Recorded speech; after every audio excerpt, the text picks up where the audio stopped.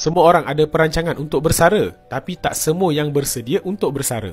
Dalam video kali ini, saya nak kongsikan 5 kesilapan yang paling besar dalam merancang persaraan anda. Kesilapan pertama, menangguhkan simpanan. Ramai yang menunggu duit lebihan, baru ingin mula menabung. Hakikatnya, masa adalah aset yang paling berharga. Lebih lambat anda bermula, lebih susah untuk anda kejar. Kesilapan kedua, bergantung sepenuhnya kepada KWSP. Simpanan KWSP sebenarnya bukan jaminan yang cukup. Dengan kenaikan inflasi saban tahun dan juga jangka hayat yang semakin panjang, anda perlukan lebih daripada satu sumber pendapatan semasa zaman persaraan. Kesilapan ketiga, anda tidak mengambil kira tentang inflasi. RM1,000 pada hari ini tidak sama nilainya pada 20 tahun yang akan datang. Bermakna, ramai persara yang boleh jatuh miskin kerana hanya menyimpan duit persaraan dalam bentuk yang mudah untuk jatuh nilai. Kesilapan keempat, tiada pelan perlindungan kesihatan. Kos rawatan perubatan semakin meningkat.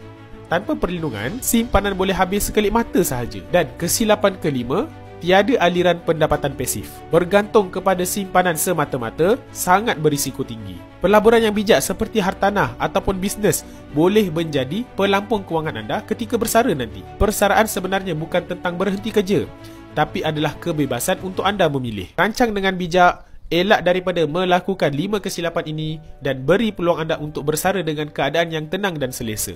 Bagi yang ingin memulakan untuk simpanan persaraan atau nak alihkan sebahagian daripada wang simpanan dalam bentuk emas fizikal, tuan-puan boleh rujuk pin video di profil. Langkah mudah untuk daftar Economas Public Gold, saya akan bantu anda sebaiknya. Dapat sesuatu, boleh follow.